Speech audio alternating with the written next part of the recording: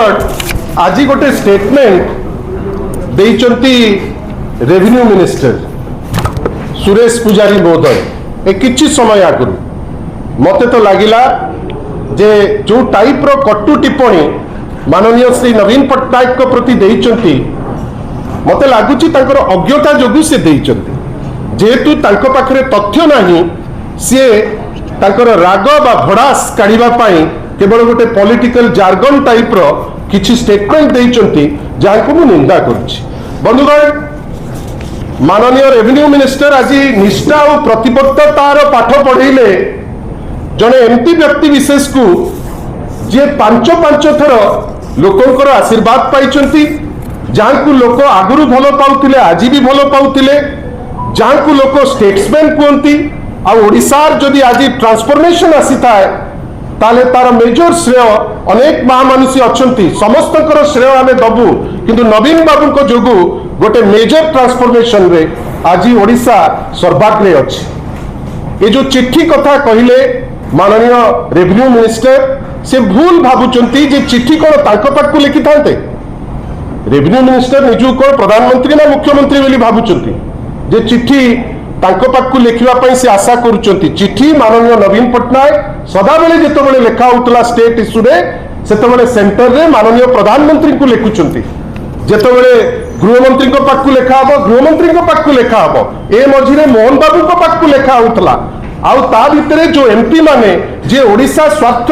विरोध रे वोट देले भारतीय जनता पार्टी एमपी माने ए जो महिला संरक्षण बिल नारे जो डिलिमिटेशन को पुरेले से समय रे आपण निजे देखिथिबे जे एमपी मानकु माननीय श्री नवीन पट्टनायक ओडिशा इंटरेस्ट रक्षा करबा पाई से तांको अनुरोध करथिले सेति पाई से चिट्ठी लिखिथिले सेति माननीय श्री रेवेन्यू मिनिस्टर जोटा कहले सेटा नकारात्मक कथा आवश्यकता नथिला तापरे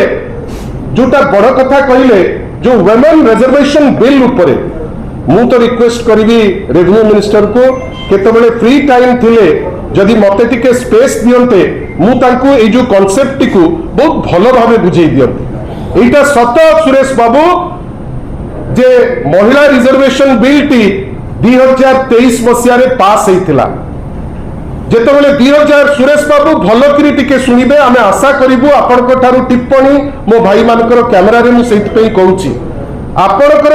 जेतबेले आपण महिला रिजर्वेशन बिल कथा कहउचंती समस्तकर सहयोग रे 23 मसिया रे बिल टी पास हेतिला बिल रे मेंशन हेतिला सुरेश बाबू जे डिलिमिटेशन जोटा आपनकर जेतबेले 2026 रो सेंसस हबो ता परे डिलिमिटेशन हबो एवं ता परे महिला मानक पाई सीट कार्व आउट हबो आपण माने आ आपण को दल जो कथा सेतबेले देइथिले भारतवासी को एवं इलेक्टेड मेंबर को आपण आपणकर कथा रखि पारले नाही 23 रु 26 भितरे आपण सेंसस टी को सारी पारिले नाही जोथि पाई आपण ठीक 4टी राज्य आ गोटे यूनियन टेरिटोरी रो निर्वाचन मझिरे गोटे चंचकता करिबा पाई महिला आरक्षण बिल नारे आपण ताकू पुणी थरे प्लेस कले आपण को किए कहितिला जे 23 मसिया रे कहिबा पाई जे 26 भितरे सेंसस आरंभ हो जिवो सुरेश बाबू जदि मु भूल थिबी आपण ओपनली जदि देखै पारिले जे मोर भूल अछि ए स्टेटमेंट रे मु आपण को क्षमा मागिया को आपण को घर को जिबी किंतु आपण जदि भूल कहिचंती एटलीस्ट आपण जने बड़ लोक रेवेन्यू मिनिस्टर कैमरा आगे कहि दियंतु जे मोर पाखरे तथ्य नथिला तथ्य नथाई आपण को वेस्टेड इंटरेस्ट पाई मिछ कथा कही गोटे दल नारे जने दलर सर्वोच्च सभापति नारे आपण कटु टिप्पणी दौरान मते तो लगुच सुरेश बाबू ईर्षा रे स्टेटमेंट दिया जाए किंतु आपण को ठारू ए टाइप रो स्टेटमेंट तथ्य नथाई करी आपण जो देले आमे निंदा करूचु आशा करिवु आपण को संगे केतबेले कोनोसी फोरम रे आपण जोठी चाहिबे आमे ए तथ्य ऊपर चर्चा करिबा आपण जोटा कहउतिले ठीक ना आमे आज जो तथ्य देइचु सेटा ठीक लोके ताकू निष्पत्ति